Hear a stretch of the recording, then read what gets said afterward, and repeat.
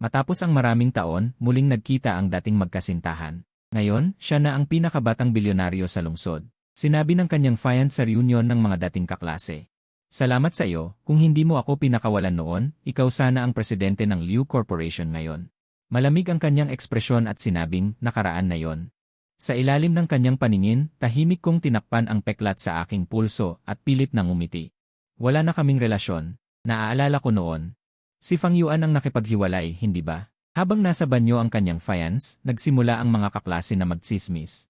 Ako si Fang Yuan, nakaupo sa tapat si Liu Ruyan.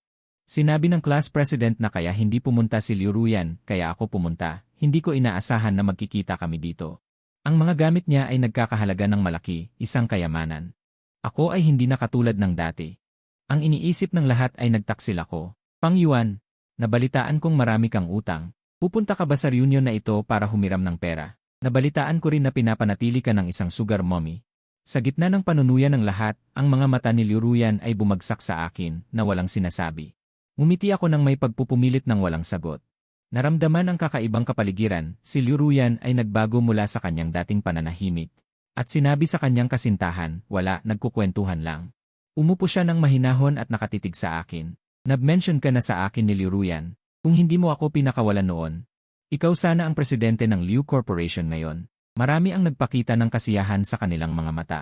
Kung saan man ako pumunta, lahat ay nagpapakita ng suporta. Ang kahusayan na ito ay hindi mawawala sa paglipas ng panahon. Si Liu Ruyan ay nagsalita upang basagin ang pagiging awkward, ang kanyang boses ay malamig. Nakalipas na yon, tumahimik ang lahat na nauunawaan na hindi nais ng big boss na ipagpatuloy ang paksang ito. Nagsimula silang mag-usap tungkol sa iba pang mga bagay.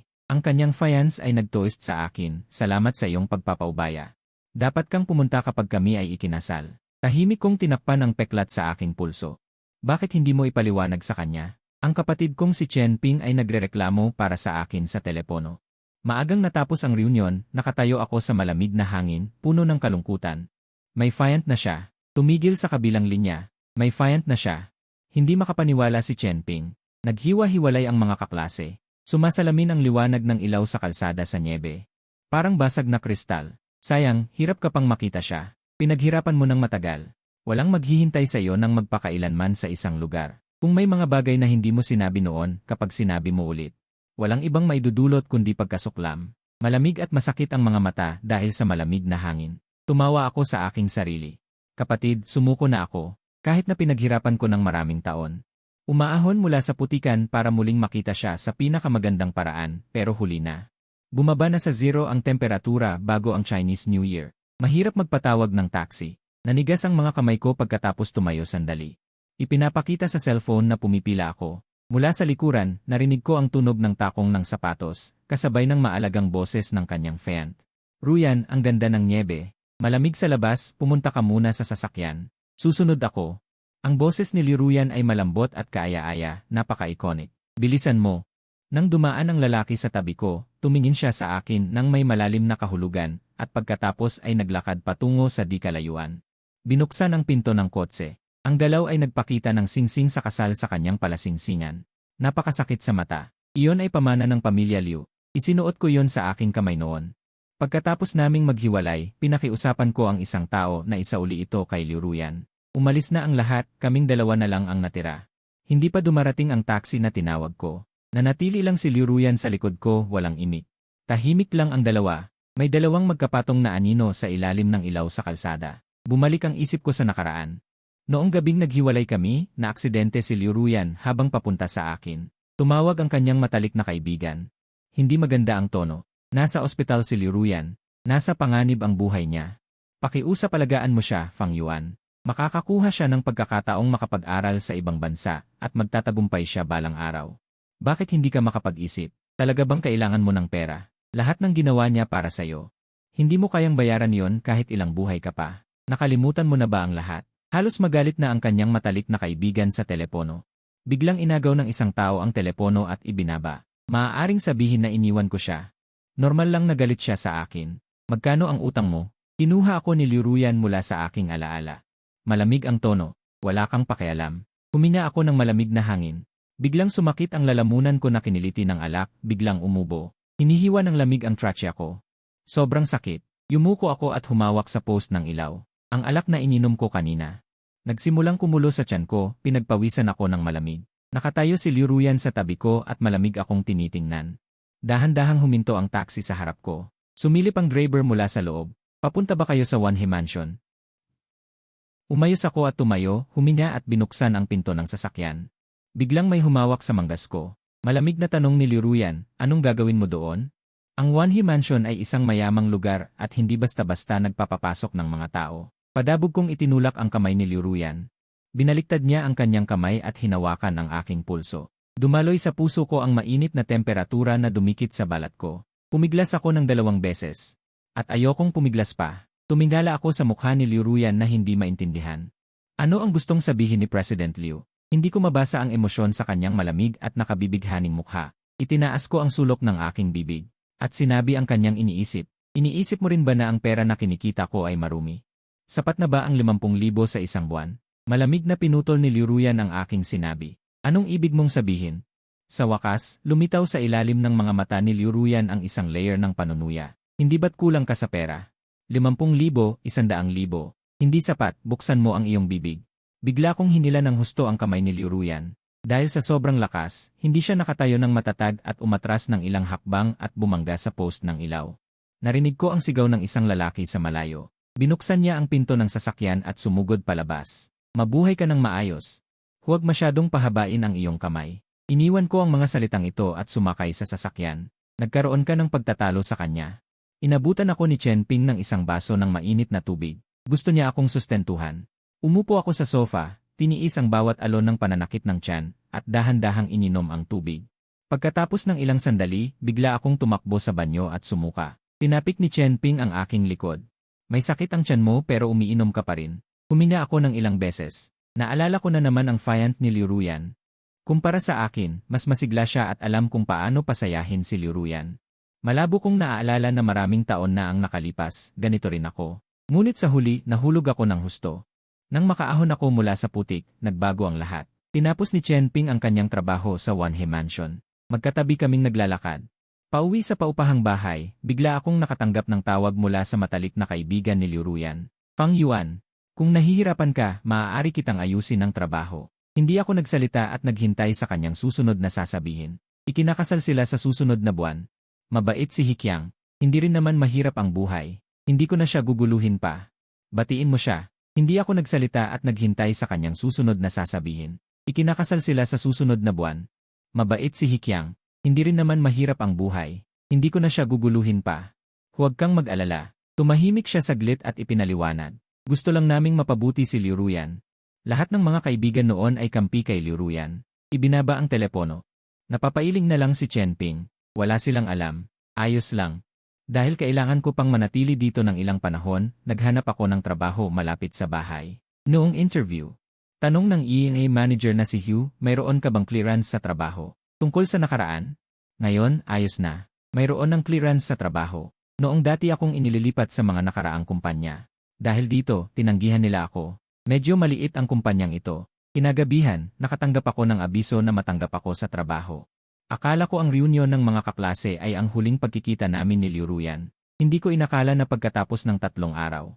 Biglang dumating si Liu Ruyan sa aming kumpanya at naging boss ko. At ang aking workstation. Inilipat sa tapat ng opisina ni Liu Ruyan. Tumanggi ako. Maaari ba? Hindi man lang tumingala si Liu Ruyan at malamig na nagsabi, isumite mo ang iyong resignation letter sa EA department. Natawa ako sa inis. Dahil lang sa hindi ako pumayag na magpalit ng pwesto, sisantehin mo ako. Binalewala niya ako. Sa wakas, pumayag siyang magbaba ng estado para makipag-usap sa akin.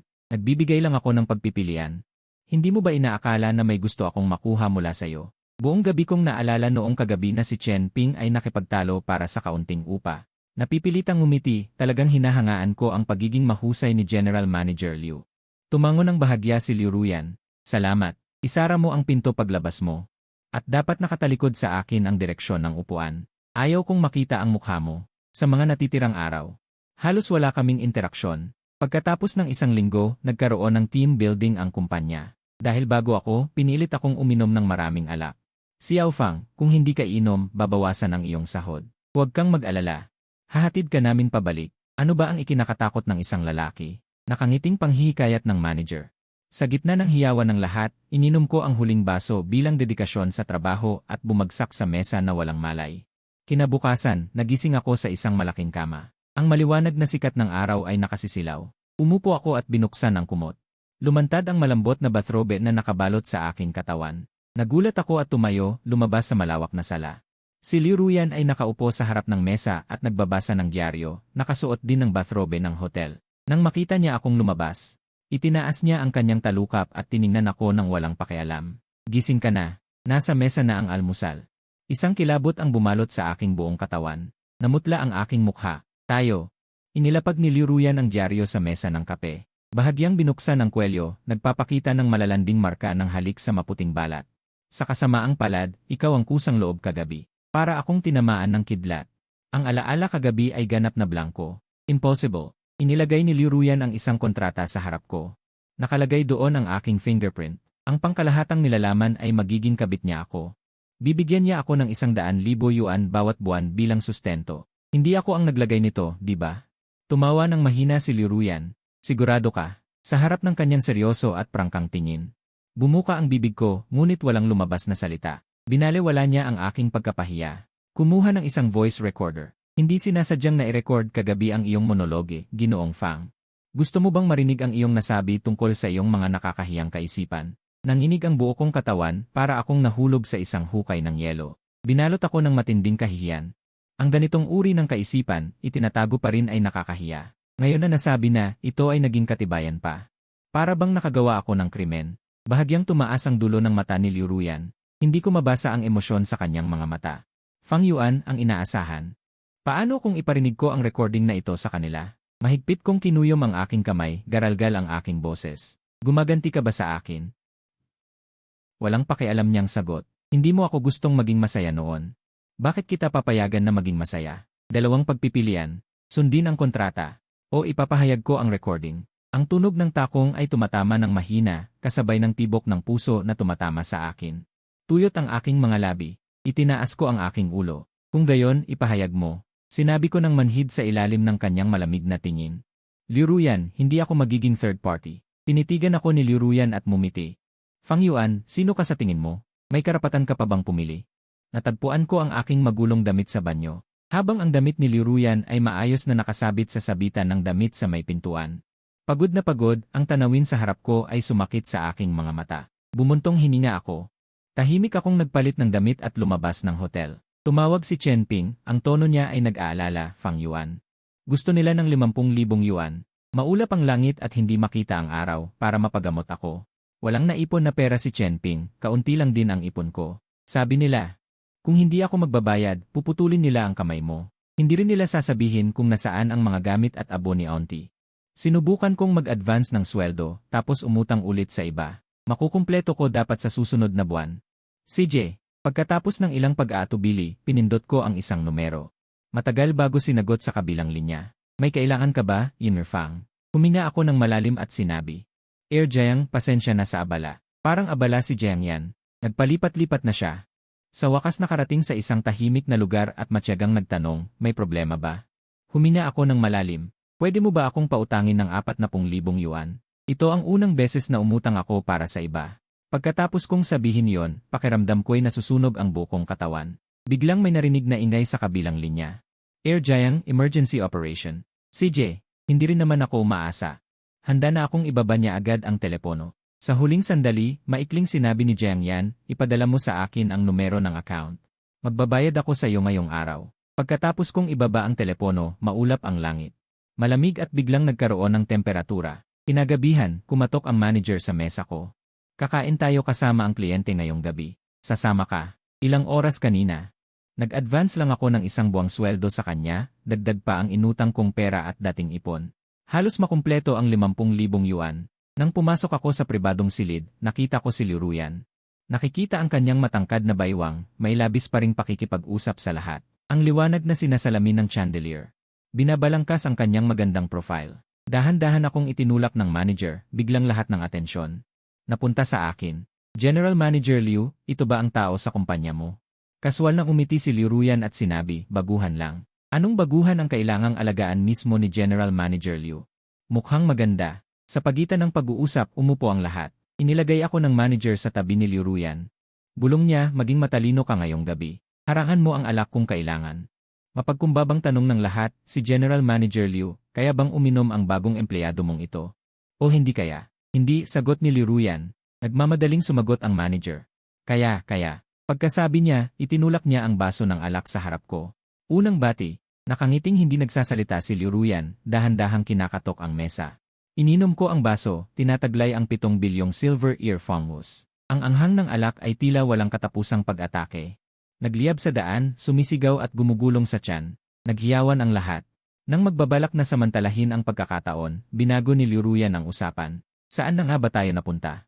Ipagpatuloy natin. Naging masigla ang kapaligiran sa pagitan, maraming gustong mag-alay ng alak kay Liu Ruyan. Nagdahilan siya na hindi maganda ang lasa at hindi uminom. Sa huli, binago ng manager ang paraan para. Sa huli, hindi ko na talaga kinaya at nagpunta ako sa banyo. Binuksan ang gripo sa lababo. Ako ay patuloy na dumuruwal. Ang malinis at maayos na kamiseta ay nabasa sa loob ng ilang sandali. Pagkatapos kong magpadala ng text kay Chen Ping, tuluyan na akong nawalan ng lakas. Nakayuko ako at nakapatong sa lababo. Pumikit ako at humihinga ng malalim. May nagmamadaling yapak sa labas ng pinto. Binuksan ang pinto. Akala ko ay may taong pupunta sa banyo, ngunit ang boses ni Liu Ruyan ang narinig. Kalmado ang tono. Hindi mo na kaya? Nag-ipon ako ng lakas para tumayo at nagtataka akong humakbang palabas. Hinawakan ni Liu Ruyan ang braso ko at hinila ako pabalik. Itinulak niya ako sa lababo at pinagmasdan ako ng mabuti. Bitawan mo ako. Kinakain ng alkohol ang aking lalamunan. Bawat salitang sabihin ko ay nakakaramdam ako ng sakit. Madaling hinila ako ni Liu Ruyan sa harap ng salamin, pinaharap ako sa salamin, at hinawakan ang aking balikat. Tingnan mo ang iyong sarili ng mabuti. Sa ganitong ayos, hindi ka ba matatakot na pagpantasyahan ka ng mga tao? Ang nakikita ko sa salamin ay lasing. Sa pamamagitan ng salamin, ang anino ni Liu Ruyan ay bumalot sa aking katawan na parang maitim na ulap. Pumikit ako. Sino pa ba ang mas masama kaysa sayo? Parang kumukulong lava. Galit na galit itong bumangga sa aking katawan. Ang liwanag ay lumabo at naging isang buo. Ang mga patak ng tubig ay parang may lamad. Isa-isa, parang asidong sulfuric na tumutulo sa puso na nagdudulot ng hindi maipaliwanag na sakit. Parang hinihila na naman ako pabalik sa madilim na panahong iyon. Desperado kong tinitigan ang makulay at maningning na mundo na ito. Hindi ako nababagay sa kanila. Liu Ruyan, maaari mo ba akong palayain? Tahimik akong bumabangga ng husto sa ilalim ng balon. Siguro masakit, pero hindi ko maramdaman, Fang Yuan. Tinatawag ako ni Liu Ruyan. Hindi na yung tingin na parang gusto niyang mamatay na ako. Natataranta siya. Kaya hindi ko malaman. Naguguluhan ako at sobrang sakit ng katawan ko. Humahagulgol ang hangin sa labas ng bintana. Sa lakas ng hangin, napaginipan ko noong araw. Nakahiga ako sa harap ng kama sa ospital at nagtanong kay Liu Ruyan. Kung mamatay ako, anong gagawin mo? Hinawakan niya ang kamay ko at mahinang sinabi, huwag kang magsalita ng ganyan. Lagnat lang yan. Pagkatapos ng injection, okay na. Nagtanong ako. Sapat ba ang pera mo para sa pamumuhay? Mahal ang injection. Okay lang. Paano magiging okay lang? Ilang trabaho ba ang pinapasukan mo? Hindi sumagot si Liu Ruyan. Hinihila niya ang pagod at seryosong sinabi, basta't ligtas ka, okay lang ako. Mapait akong ngumiti at sinabi, kapag hindi na nag-aaway ang mga magulang ko, hihingi ako sa kanila ng pera para sa pamumuhay at ibabayad ko sa iyo. Malambing ang mga mata ni Liu Ruyan, maniwala ka, magkakapera tayo sa hinaharap. Pero hindi ako naging ligtas katulad ng inaasahan niya. Pumunta si Liu Ruyan sa ibang probinsya. Nung gabing sumali siya sa kompetisyon, pag-uwi ko, binuksan ko ang kwarto ng mga magulang ko. Niyakap ng tatay ko ang ibang babae. Ang maganda kong buhay ay nagsimulang gumuho mula noon. Kasunod nito ang matinding pag-aaway ng mga magulang ko. Umalis ang tatay ko nang walang paalam. Lumaki ang utang ng pamilya Fang. Isang gabi, dumating ang mga naniningil na lalaki. Umindayog ang ilaw sa itaas. Masayang sumigaw ang lalaki. Ang sakit sa balat at ang nakakadiring pakiramdam, at ang nakakasakit na sigaw ng nanay ko, ay naghalo-halo. Sa utak ko'y naglalaban. Parang pinabilis ang takbo ng kamera. Pinatay ng mga naniningil ang nanay ko sa bathtub. Nang hina ako, natagpuan ako ni Chen Ping na halos patay na at dinala ako sa malayo sa South City. Isang maulang araw, nakaluhod ako sa sulok ng ospital. Nakasuot ako ng uniforme at mukhang gusgusin. Mayroon siyang hereditary depression. Mayroon pa ba siyang kamag-anak? Nag-aalalang tumingin sa akin si Chen Ping. Mayroon siyang girlfriend na sumasali sa kompetisyon sa ibang lugar. Ipaalam niyo sa kanya na pumunta siya rito. Ang sinabi ng doktor ay may halong ilang profesional na termino. Halata na mayroon siyang suicidal tendencies. Napakahirap gamutin. Hindi siya maaaring iwanan sa loob ng ilang taon. Dapat maghanda ang pamilya para sa matagalang laban. Noong panahong iyon, hindi na kaya ng mental state ko na magsumbong sa pulis at humingi ng hustisya. Para kaming dalawang asong walang tahanan ni Chen Ping. Tumakas kami mula sa lugar kung saan kami lumaki. Sa parehong araw. Sa listahan ng mga nanalo sa kompetisyon, ang pangalan ni Liu Ruyan ang una. Nakuha niya ang pagkakataong makapag-aral sa ibang bansa. Tumawag, nang sagutin ko, ang ingay ng hangin ang naririnig sa kabilang linya, Fang Yuan. Ang boses ni Liu Ruyan ay napakalambing, hindi na katulad ng dati. Magpapakasal tayo pagkatapos ng 3 taon. Para akong isang pintuang bakal na unti-unting sumasara, hindi ko na mahanap ang daan pauwi, Liu Ruyan. Hindi ko yata kaya sumama sa'yo. Punong-puno ng luha ang aking mga mata, tumingala ako at huminga ng malalim. Ngumiti siya ng walang bahid ng problema. Pigil niya ang kanyang hininga, bakit? Bumuka ang bibig ko. Sa sandaling iyon, nag-alangan ako. Ang kanyang kinabukasan ay maliwanag. Talaga bang makasariling ikukulong ko ang natitirang buhay ni Liu Ruyan sa maulan at malamig na Nanchang? Sa labas ng bintana, may isang lalaki na umiiyak ng malakas siguro sa likod ng mga rehas. Ang mukha ng kanyang kasintahan ay nakalulungkot na pamamanhid at pagkasuya. Nakita ko kung paano nawala ang pag-ibig sa mga mata, nakakawalang pag-asa. Hinihipan ng hangin ang aking buhok, naglalantad ng aking mga peklat sa buong katawan. Pagkatapos ng ilang sandali, nagpanggap akong walang nangyari at sinabi, Liu Ruyan, magpakabuti ka. Kalimutan na natin ito. Isang malakas na ingay ang narinig sa aking tainga. Ang sinag ng araw mula sa mga siwang ng blinds ay tumama sa sofa na hindi kalayuan. Parang isang magandang alikabok na ginto. Unti-unting nawala ang bangungot. Bumangon ako. Nakaupo ang babae sa sofa, tahimik na nagbabalat ng mansanas. Ang maputi at mahahabang daliri ay napakabilis. Hindi nagtagal, lumitaw ang isang buong prutas, bilog at malinis. Si Liu Ruyan ito. Narinig niya ang ingay, tumingala at nakipagtitigan sa akin. Tahimik na tumayo at tinanong kung ano ang gusto ko. Agad na pumasok ang doktor at tiningnan ang aking mga mata. Pagkatapos na makumpirma na wala akong problema, bumaling siya kay Liu Ruyan at sinabi, kulang siya sa nutrisyon. Sa karaniwang dieta, maaaring magdagdag ng ilang protina. Tumango si Liu Ruyan. Salamat. Sumara ang pinto. Lumapit siya sa kama at iniabot sa akin ang mansanas. Huwag kang mag-isip ng kahit ano. Magpagaling ka muna. Hindi ko tinanggap. Sa halip, bumangon ako sa kama, binuksan ang aparador at hinanap. Wala ang cellphone. Wala rin akong damit na panglabas. Hinayaan niya akong magwala sa ward. Liu Ruyan, ano ba ang gusto mong gawin? Nakatayo ako ng nakayapak sa sahig. May tumagos na sinag ng araw. Nakikita sa salamin ang maputla at pagod kong mukha. Ano ba ang gusto kong gawin? Hindi mo ba alam? Inilapag ni Liu Ruyan ang mansana sa bedside table, kumuha ng tissue, at dahan-dahang pinunasan ang kanyang kamay. Nakaupo siya sa liwanag, ang kanyang magagandang mata ay nakatitig sa akin ng walang pagtatago. Ang tingin ay nag-aapoy at nakapagpapatuyo ng lalamunan. Nanginginig akong humawak ng mahigpit sa aking kamay. Liu Ruyan, hindi mo ito dapat gawin sa akin. Tumayo si Liu Ruyan at lumapit sa akin sa ilang hakbang. Bakit hindi? Nakatayo malapit sa aking labi. Huminto siya 1 sentimetro ang layo. Hindi ko siya mapigilan. Sa sandaling lumingon ako. Pumikit ako at ang katawan ko ay hindi makontrol at nanginig. Tumawa si Liu Ruyan. Ang malamig na boses ay pumasok sa aking tainga. Fang Yuan, nagsisinungaling ka. Ang pribadong ospital ay matatagpuan sa labas ng lungsod. Sa labas ng bintana ay walang katapusang kabubatan. Hindi ako makakalabas at hindi ko rin makontak ang kahit sino. Sinubukan kong humingi ng tulong sa mga doktor at nurse, sinabi nilang wala silang magagawa. Araw-araw dumarating si Liu Ruyan. Kadalasan ay sa gabi. Dumarating siya na pagod at kausap ako. Labis akong tumatanggi sa kanyang mga paglalambing. Hindi rin namimilit si Liu Ruyan. Kamakailan, lagi kong napapanaginipan ang mga nakaraan. Noong mga panahong iyon, palagi kong binabanggit ang pangalan ni Liu Ruyan. Para bilhan ako ng banana milk. Unang lumiban sa klase ang part-time na estudyante na si Liu Ruyan. Nahuli siya ng guro. Pagkatapos ay nag-aral siya sa universidad. Nagsimulang kumalat sa paaralan ang chismis tungkol sa kanya at sa heartthrob ng campus. Sumakay ako ng 12 istasyon ng tren. Nakaupo sa ibaba ng dormitoryo ng mga babae. Si Liu Ruyan ay bumaba sa kalagitnaan ng gabi na nakasuot ng damit, niyakap ako at naglambing. Gusto niya ako. Ako ay sayo at ikaw lang ang meron ako. Fang Yuan, mahal na mahal kita. Mahal na mahal. Noong mga panahong iyon, marahil ay hindi namin mahulaan.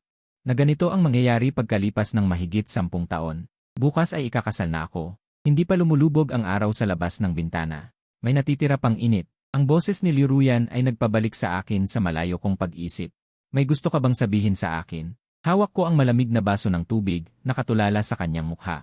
Bigla kong naintindihan kung bakit madalas akong nananaginip kamakailan. Nagpapaalam ako sa nakaraang Fang Yuan. At kay Liu Ruyan, araw-araw sa telebisyon, ipinapalabas ang balita tungkol sa kanya at kay Hikyang. Perfect match, bagay na bagay. Iyon ang kinasasabikan naming kinabukasan noon. Ngunit ang kasalukuyang Fang Yuan ay walang silbi. Anong karapatan mayroon ako? Congratulations! Naway magkaroon kayo ng maraming anak. Tumigil sa pagbabalat ng mansanas si Liu Ruyan. Kumiskis ang kutsilyo sa papel. Mabilis na tumagos ang malapot na dugo. Nagulat siya, kumuha ng tissue para punasan ito at yumuko para tumawa. Okay lang, dumadaan lang kami sa seremonya. Gusto mo ba ng sarili nating anak? Wala akong reklamo. Papayag na lang si Liu Ruyan. Bigla akong napagod. Maging disente na lang tayo. Hindi na rin nagbalat ng mansanas si Liu Ruyan, ibinalik na lang sa basket ng prutas. Nakatitig sa akin na may bahid ng pangungutya. Papayag na lang basta-basta. Bakit? Ikaw ang nagpasimula nito. Sa huli, sinabi mo na lang na tapos na, umalis na parang walang nangyari. Ano naman ako? Isang aso. Ayaw mong maging okay ako. Pwede akong mamatay. Nakatitig sa akin ng masama si Liu Ruyan. Iniwas ko ang ulo ko, ayaw kong makipagtitigan kay Liu Ruyan.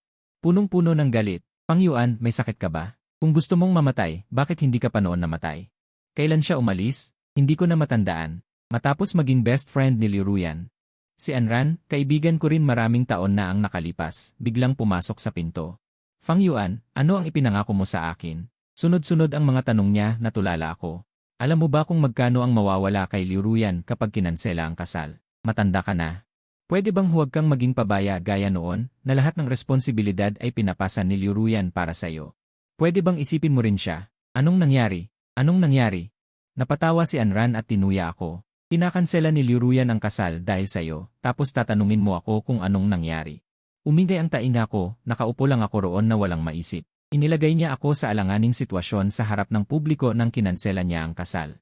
Isang third party na sumisira ng pamilya ng iba. Pilit akong hinila ni Anran mula sa kama. Sumama ka sa akin.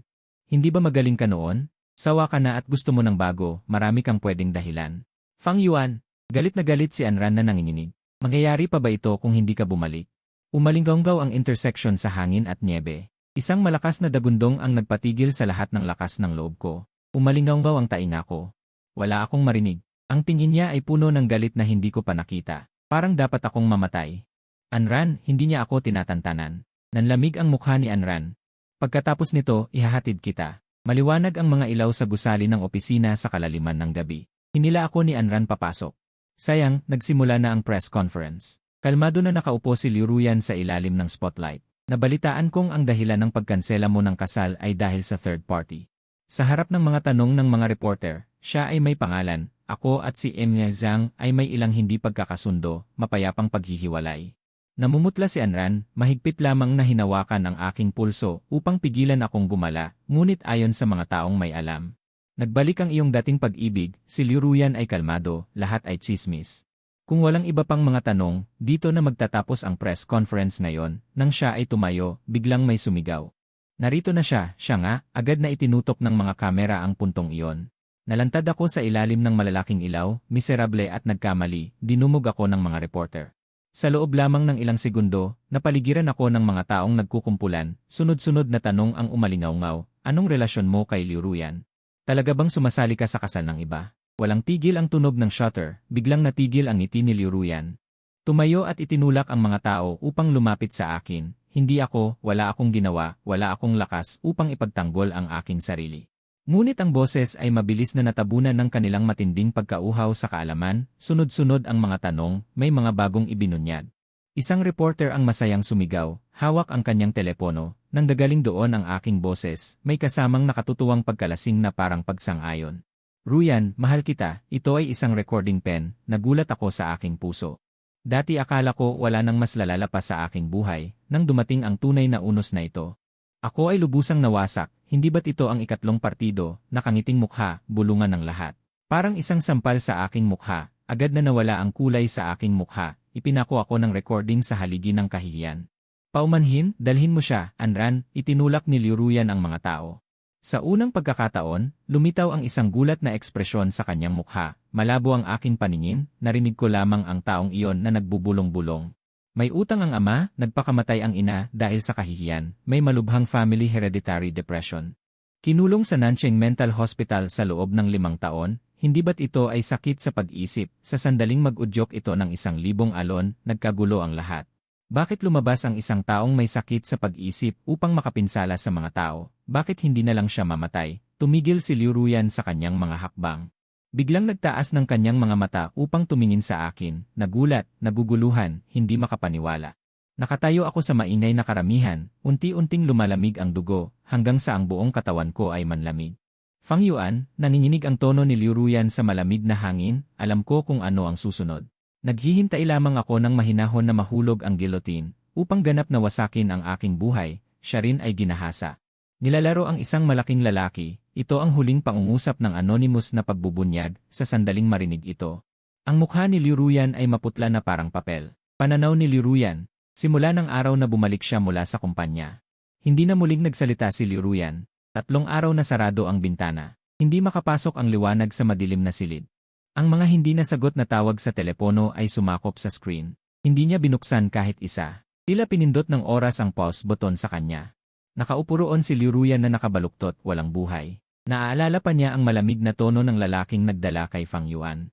Sabi niya, inaasahan nating lahat na mabuhay siya. Miss Liu, karapat-dapat kang purihin sa iyong walang pusong pamamaraan. Nang walang kahirap-hirap, nagawa mong baliwalain ang lahat ng aming pagsisikap. Hinarang ng security guard si Chen Ping sa labas. Sumisigaw sa kanya, Liu Ruyan, alam mo ba na magkakasakit siya kapag hindi siya uminom ng gamot? Anong pinagkaiba ng pagkulong sa kanya sa pagpatay? Depression, mental hospital. Ang mga salitang ito ay parang napakaraming matutulis na tinik. Sa kanyang isipan, walang habas na bumabaliktad sa isang bola, mahigpit na hinihila ang mga nerbiyo. Kumatok si Anran at sa wakas ay itinulak ang isang siwang at tumayo sa pintuan. Luyan, okay ka na ba? Bakit? Paos ang boses ni Liu Ruyan. Ang mapurol na sakit na nagmumula sa kanyang puso ay nagpahirap sa kanya. Tumahimik si Anran saglit. Pasensya na. Sa tingin ko noon ay hindi na kailangang mag-imbestiga. Kaya peke ang impormasyon. Napakagaan ng boses ni Liu Ruyan. Anran, noong sinabi mo sa akin na nagpapakasaya siya sa ibang bansa, si Fang Yuan ay nakakulong sa mental hospital sa Nanching. Pasensya na, hindi ko alam.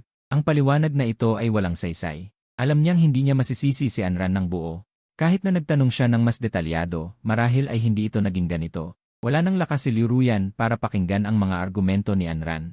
Binuksan ni Chen Ping ang pinto sa kabila ng pagtutol ng sekretarya. Ikinuyom ni Liu Ruyan ang kanyang mga mata sa nakasisilaw na liwanag, ngunit hindi siya humadlang. Paulit-ulit na humingi ng tawad ang sekretarya. Pasensya na, President Liu, hindi ko siya napigilan. Lumabas ka. Maingat na isinara ng sekretarya ang pinto para sa kanila. Muling bumalik ang kadiliman sa silid. Tumayo lang doon si Chen Ping, na parang ayaw dumikit sa kanya kahit kaunti. President Liu, may mga bagay na maaari nang sabihin ngayon. May maliit na siwang na binuksan sa bintana at pumasok ang malamig na hangin. Nakaupo roon si Liu Ruyan at hindi gumagalaw. Tahimik lang siyang nakikinig. Ang paggawa ng masama ay palaging may parusa, maaga man o huli. Noong nakaraang taon, noong kaarawan ni Fang Yuan, nagbiro ako at tinanong siya kung sino ang pinakamamahal niya sa mundo. Sabi niya, ang una ay ang kanyang ina, ang pangalawa ay si Liu Ruyan. Ipinikit ni Liu Ruyan ang kanyang mga mata. Pakiramdam niya ay pinanlamigan siya hanggang sa buto. Noong panahong iyon, gumagaling na siya at kailangan lamang uminom ng isang maliit na tableta bawat araw. Para makapamuhay ng normal. Kaya ngayong taon, para ayusin ang mga gamit ni tita, dinala ko siya pabalik. Kahit isang sulyap lang sa malayo sa kanyang malaking negosyante ay sapat na, dahil alam niyang hindi siya karapat-dapat sayo. Hindi karapat-dapat sayo si Liu Ruyan. Alam mo ba kung paano nakuha ang pagkakataong sumali sa kompetisyon? Dahan-dahang humigpit ang kamay ni Liu Ruyan, tila nakikita ang mga katotohanang maaaring gumulo sa kanya. Noong panahong iyon, napagdesisyonan na ito. Si Fang Yuan ang sumulat ng sumbong para humingi ng patas at bukas na proseso. Kaya napunta sa iyo ang pagkakataong ito. Ngunit dahil dito, maraming siyang nakaaway, kaya pagkatapos tumakas ang kanyang ama, siya at ang kanyang ina ay pinahirapan ng maraming tao. Ang di nakikitang malaking kamay ay nakasakal sa leeg ni Liu Ruyan, halos hindi siya makahinga sa sakit. Inapi siya. Dahil ba dito? Patuloy ni Chen Ping. Noong panahong iyon, sumasali ka sa kompetisyon sa ibang probinsya. Halos 1 linggo kang hindi tumatawag, kaya dapat hindi mo alam ang mga nangyari dito.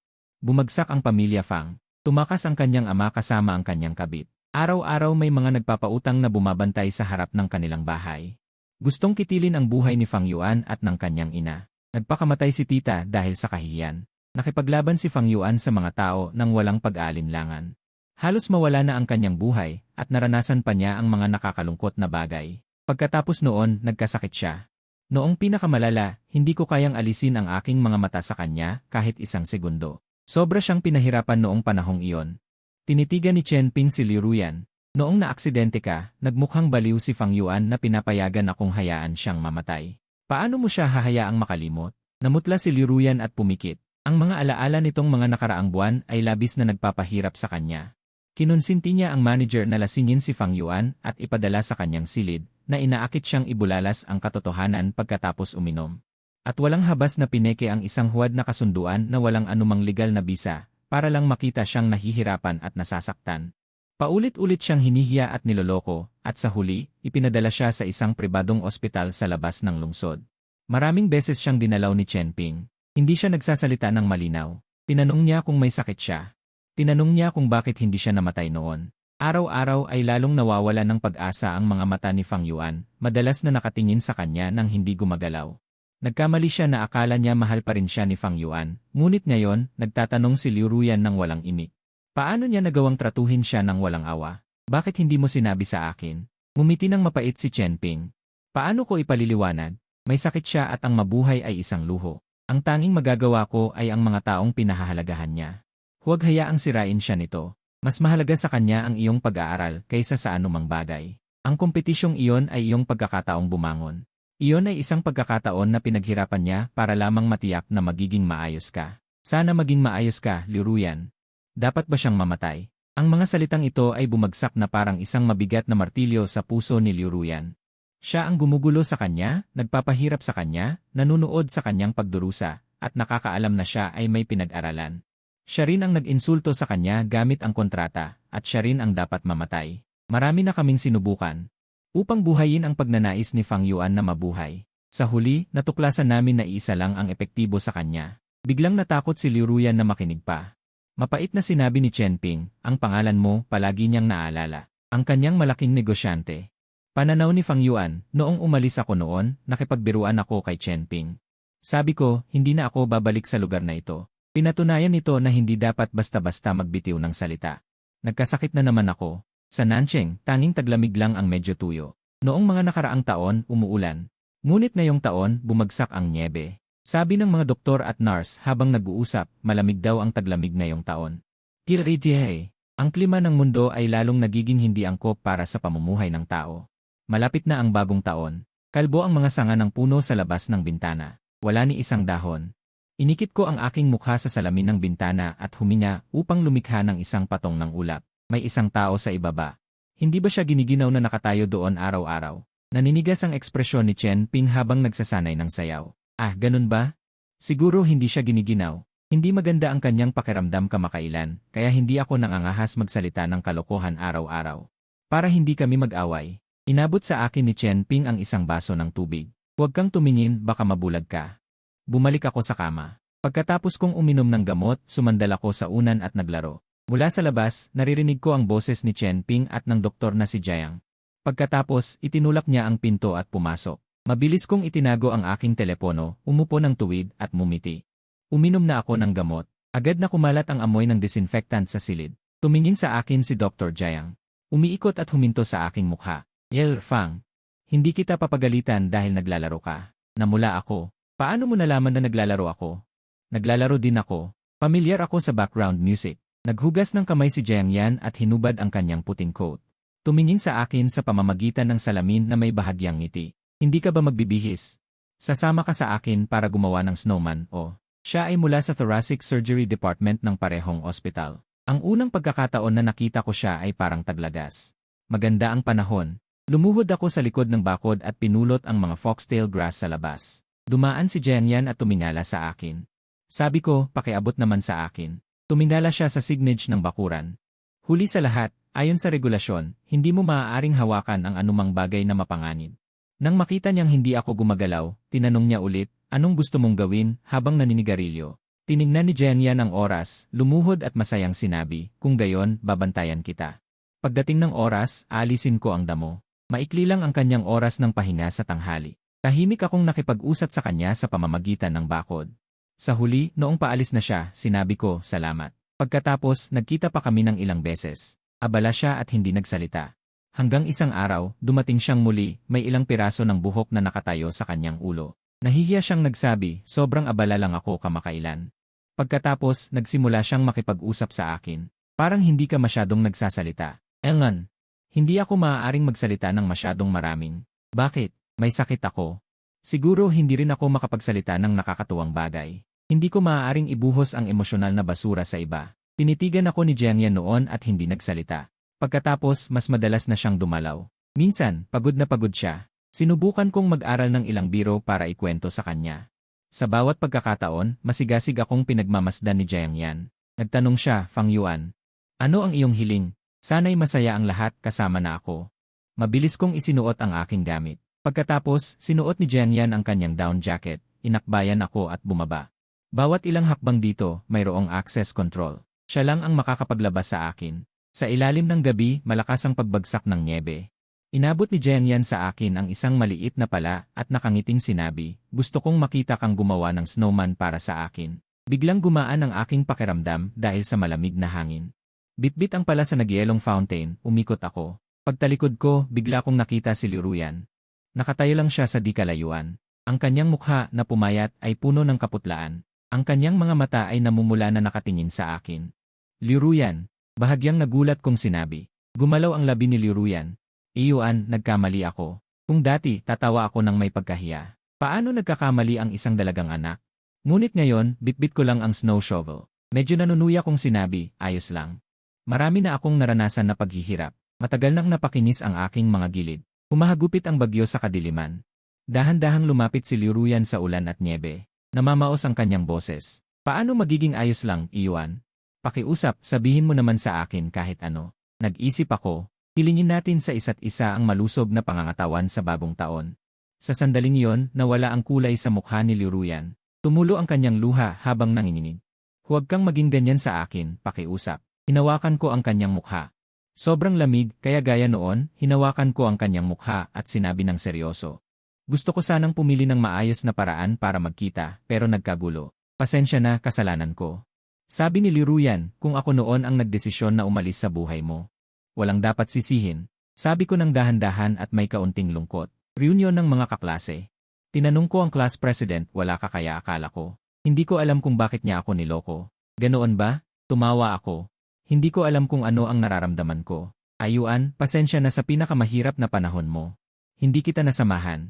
Hinawakan ni Liu Ruyan ang kamay ko at nakita ang peklat sa aking pulso. Hindi mo kailangang humingi ng tawad. Ayokong pilitin kang manatili. Noon pa man. Magkasama tayong naghirap.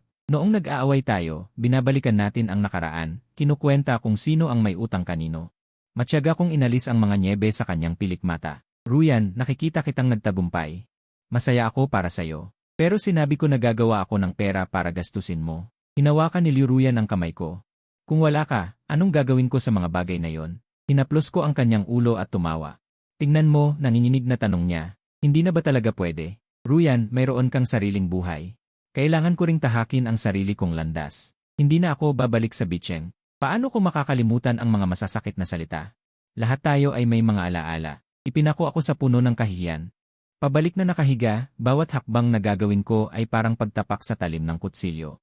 Iyon ay mas masakit pa ng 1,000,000 beses kaysa sa pagtatapos ng isang relasyon. Huminga ng malalim si Liu Ruyan. Hinawakan ang aking kamay, gaya noong araw, at muling pinainit ang mga ito. Pasensya na sa recording. Ginamit ko ang sinabi mo. Hindi kita ginalaw noong gabing iyon.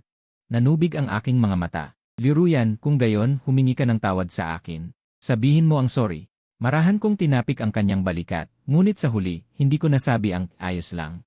Liu Ruyan, magkaroon ka ng mapayapa at masayang buhay. Lumalakas ang ulan ng nyebe. Tumalikod ako.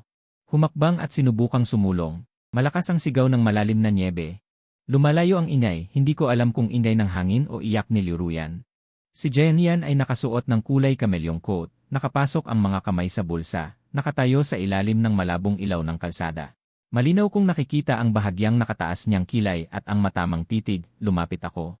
Para bang wala siyang napansin, bahagya akong ngumiti at nagtanong, Jiang, ano nang tinitignan mo? Bahagya siyang ngumiti ng awkward.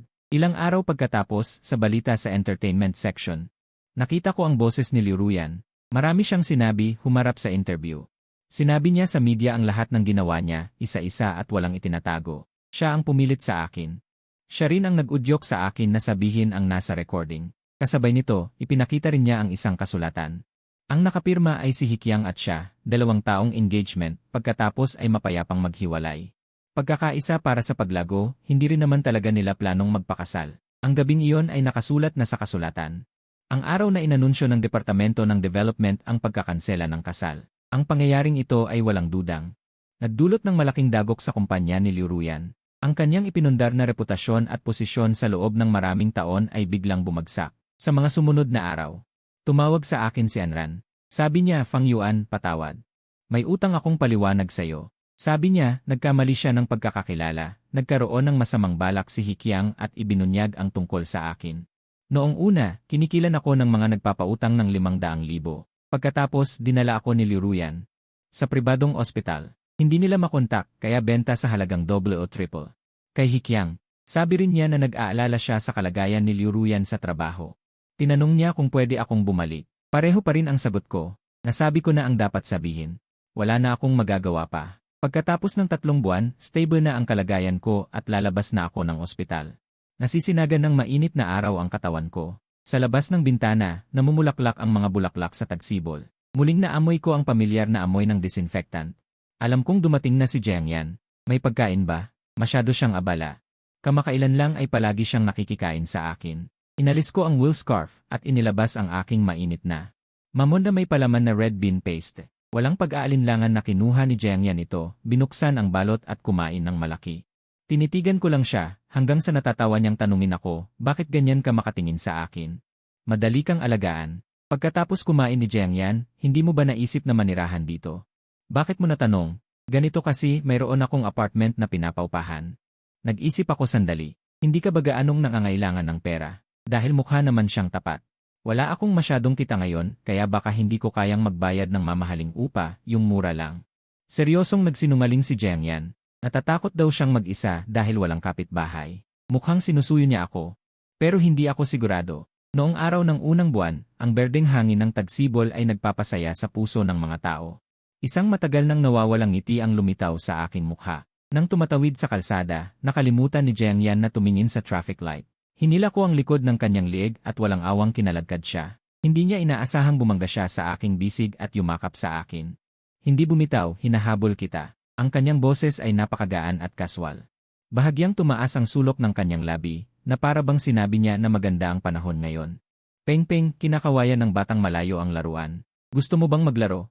Peng-peng, ito ang tibok ng aking puso. Hindi matatag ang aking boses. Ngunit nanatili pa rin akong matapang na nakatingin kay Jiang Yan. Mahal ko ang isang tao sa loob ng maraming taon. Hindi ako sigurado. Ginulo ng hangin ang buhok ni Jiang Yan.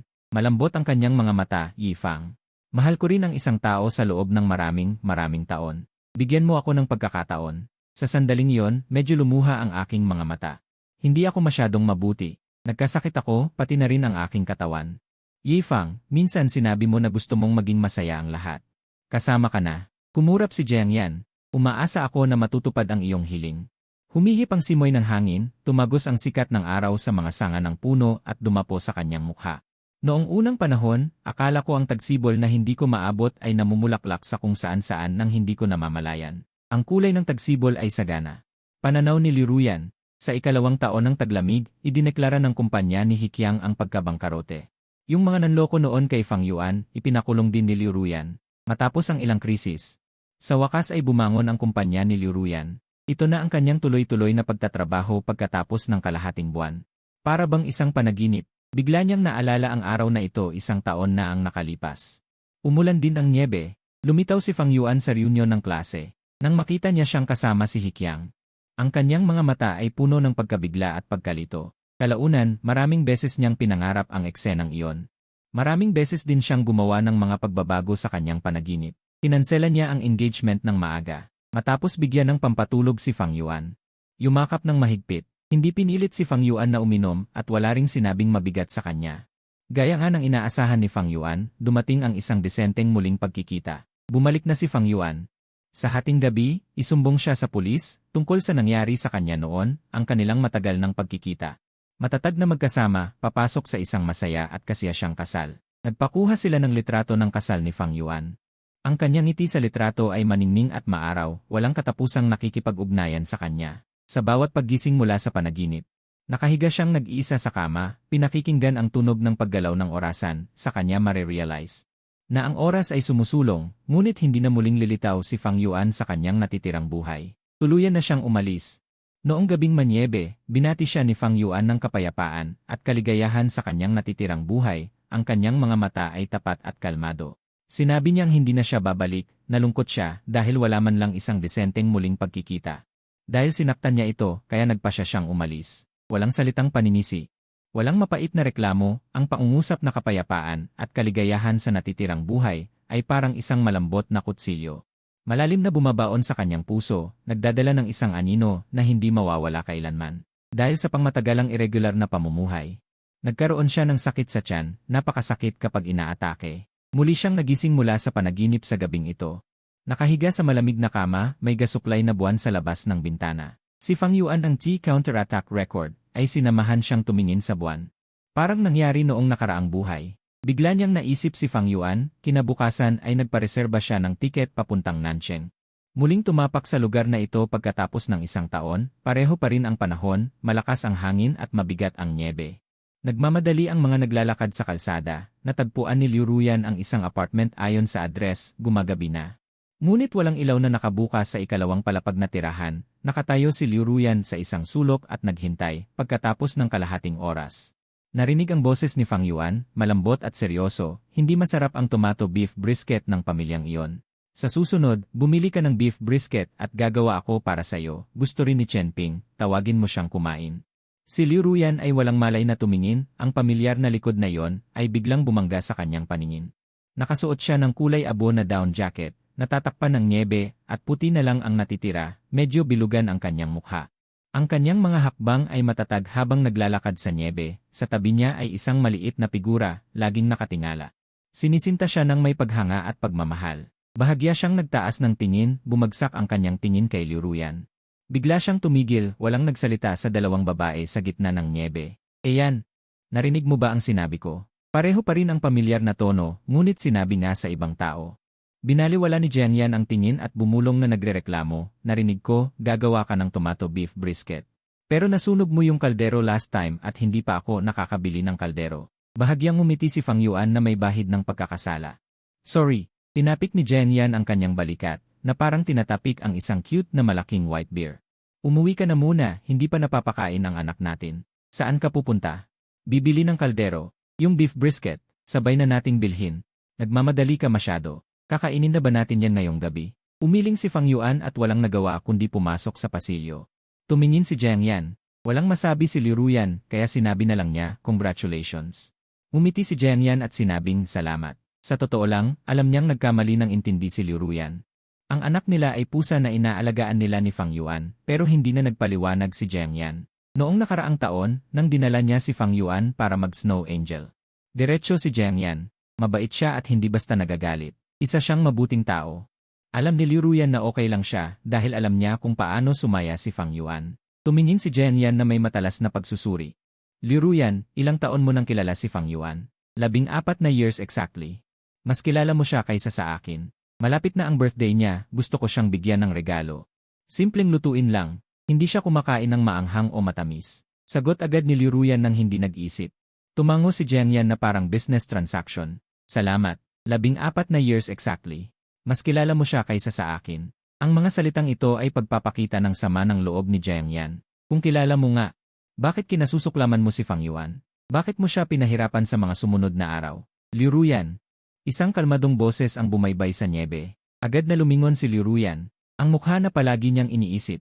Bigla na lang itong sumulpot sa paningin niya. Kahit ang kurba ng kanyang ngiti ay kapareho ng nasa alaala niya.